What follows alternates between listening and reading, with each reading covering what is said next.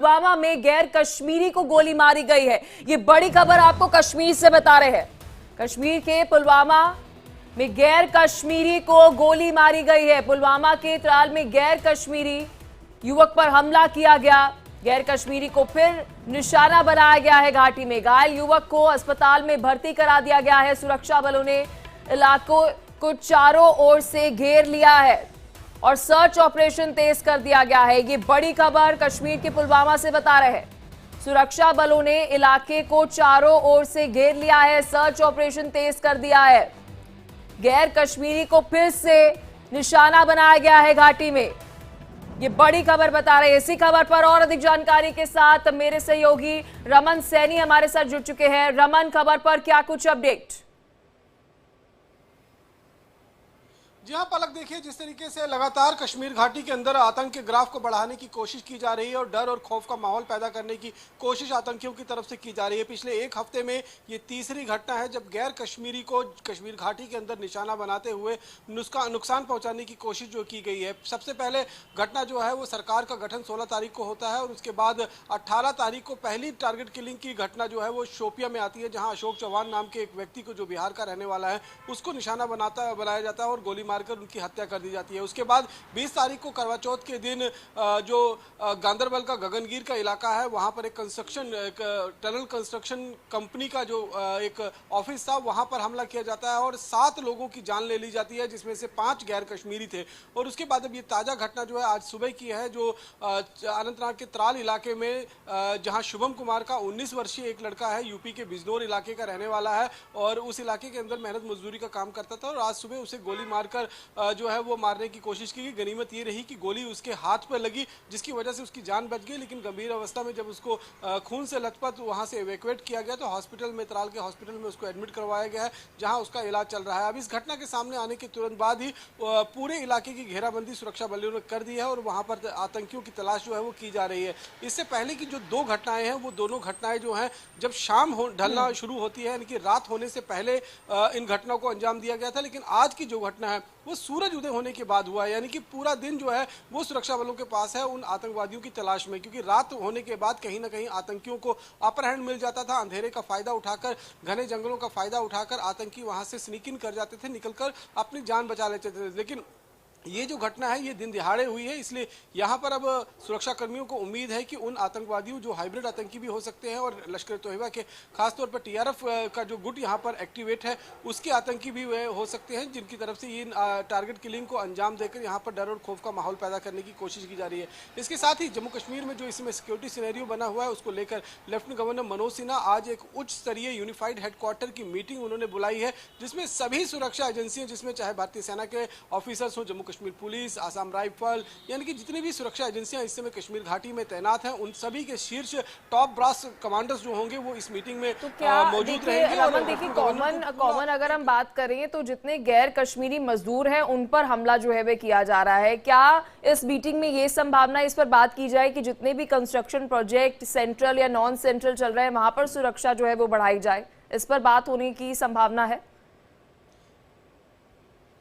जी हाँ पलक, देखिए जिस तरीके से गगनगीर जो गांदरबल के इलाके के अंदर एप्को कंस्ट्रक्शन कंपनी है जो जेडमोर टनल का निर्माण कर रहे थे और 20 तारीख की शाम को जब उनके ऑफिस पर, उनके कैंप ऑफिस पर जो है वो आतंकी हमला हुआ, उसके अगले दिन ही लेफ्टिनेंट गवर्नर मनोज सिन्हा ने ये निर्देश जारी कर दिया था कि जितने भी सेंट्रल प्रोजेक्ट्स जम्मू कश्मीर के अंदर चल रहे हैं, चाहे वो टनल साइट्स हो, चाहे वो ब्रिजेस जो बनाए जा रहे हैं, वहां पर काम करने वाले लोग हैं उनकी सुरक्षा बढ़ा दी जाए, यानी कि जो कैंप साइट्स होंगे वहां पर सुरक्षा व्यवस्था बढ़ा दी गई है। इसलिए चाहे जम्मू पूंछ हाईवे पर जो टनल्स बन रही हैं, जम्मू श्रीनगर नेशनल हाईवे पर जो टनल बन रही है, उसके साथ साथ में श्रीनगर लेह हाईवे पर जो टनल्स बन रही हैं या ब्रिजेस बन रहे हैं, वहां पर अब अतिरिक्त सुरक्षा कर्मियों की तैनाती कर उनको और ज्यादा सुरक्षा मुहैया कराने की कवायद और कोशिश जो है वो लगातार की जा रही है। ठीक है, आप हमारे साथ रमन बने रहिए। एक और बड़ी खबर सामने आ रही है, गांदरबल आतंकी हमले से जुड़ी एक बड़ी ब्रेकिंग न्यूज सामने आ रही है। इंडिया डेली पर आतंकी की फोटो है, एक्सक्लूसिव फोटो आपको दिखा रहे हैं। दोनों आतंकियों की फोटो सामने आई है, जहां आतंकी हमले में 7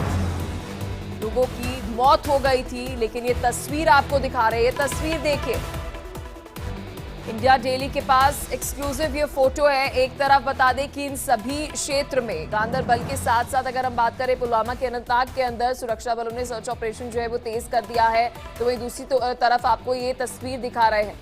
ये देखिए, दो तस्वीरें हमारे पास है। इंडिया डेली के पास एक्सक्लूसिव ये फोटो है। दो आतंकियों की फोटो सामने आई है। लगातार मेरे सहयोगी रमन हमारे साथ जुड़े हुए। रमन, देखिए ये तस्वीरें हम अपने दर्शकों को दिखा रहे हैं। सबसे बड़ा सवाल ये है कि सर्च ऑपरेशन किस तरह से अब चलाया जा रहा है इन दोनों क्षेत्रों की अगर मैं बात करूं तो। जी हाँ, बिल्कुल। देखिए, अगर हम गांदरबल के आतंकी हमले की बात करते हैं जिसमें 7 बेकसूर लोगों ने अपनी जान गंवाई थी, तो ये बहुत बड़ा आतंकी हमला था। और गांदरबल इलाके में अगर 2019 के बाद सबसे बड़ा आतंकी हमला कहें तो वो गलत नहीं होगा। और उसको लेकर लगातार सुरक्षा एजेंसियां जो हैं वो काम कर रही थी कि किस तरीके से इन आतंकवादियों तक पहुंचाया जाए। इसी बीच इंडिया डेली के पास ये सबसे एक्सक्लूसिव और सबसे पहले तस्वीरें आई थी जिसमें ये दोनों अटैकर जिन्होंने जिनके हाथों में अत्याधुनिक हथियार हैं, उनके बदन पर एक शॉल है। और हमने पहले ही दिन बताया था कि जब आतंकी कैंप के अंदर एंटर हुए थे तो शॉल लेकर आए थे और शॉल के अंदर उन्होंने हथियार को छिपा कर रखा हुआ था। और जैसे ही जो डाइनिंग एरिया है उस इलाके में पहुंचते हैं तो वो शॉल हटाकर बंदूक अपनी जो AK-47 राइफल है उसे बाहर निकालते हैं और अंधाधुंध फायरिंग उनकी तरफ से शुरू कर दी जाती है। तो अब इन दोनों आतंकियों की तस्वीरें जो है वो सामने आ चुकी हैं और पब्लिक डोमेन में भी अब ये तस्वीरें आ चुकी हैं। और सुरक्षा एजेंसियां इस पर चाहती हैं कि अगर कोई लोग इनको पहचानता हो तो इनकी पुलिस की जो है वो मदद की जाए, क्योंकि ये दोनों आतंकी जो है वो हाल ही में नॉर्थ कश्मीर के इलाके से घुसपैठ कर इस इलाके में पहुंचे थे, क्योंकि गांदरबल इलाका ऑलमोस्ट मिलिटेंसी फ्री हो चुका था। और ये पूरा डिक्लेयर भी कर दिया गया था सरकार की तरफ से कि इस इलाके में अब किसी भी तरीके का कोई आतंकी गुट जो है वो मौजूद नहीं है। तो इसी चीज को देखते हुए आतंकियों ने फायदा उठाया है। और जिस तरीके से ये टनल का साइट पर जो काम चल रहा था वो ऑलमोस्ट कंप्लीटेशन पर है, अपना खत्म होने पर कगार पर है। इसलिए वहां पर थोड़ा सा गार्ड जो है वो सुरक्षा कर्मियों का डाउन किया गया था, जिसका फायदा उठाकर आतंकी इस कैंप ऑफिस में घुसते हैं। देखिए रमन, आप जिस तरह से कह रहे हैं कि इन सभी जो प्रोजेक्ट्स चल रहे थे यहाँ पर सिक्योरिटी जो है वो पहले हाई रखी हुई थी, क्योंकि अगर मैं लोकसभा चुनाव की बात करूं फिर विधानसभा चुनाव की बात करूं तो इस दौरान कोई भी ऐसी घटना जो है वो नहीं देखने को मिली थी। हम देख रहे थे कि सिक्योरिटी फोर्सेस हाई अलर्ट पर थी। तो क्या अभी हम ये समझे कि थोड़ी सी ढील जो है वो की गई थी और फिर हमने देखा कि एकदम से घटनाएं होते हुए नजर आए, क्योंकि पिछले एक हफ्ते के अंदर हमने देखा कि इस तरह की घटनाएं जो आतंकी हो रही है। पलक, देखिए, अगर घटनाओं की बात करें तो घटनाएं निश्चित रूप में इस समय जो जम्मू कश्मीर के अंदर घट रही हैं और गैर कश्मीरी लोगों को निशाना बनाया जा रहा है, ये सीधे सीधे पाकिस्तान के इशारे पर हो रहा है। क्योंकि जम्मू कश्मीर में जिस तरीके से विधानसभा का चुनाव हो या लोकसभा का चुनाव हो, इन सभी चुनावों में जिस तरीके से मतदाताओं ने मुंहतोड़ जवाब पाकिस्तान को दिया है उससे पाकिस्तान बौखलाया हुआ है।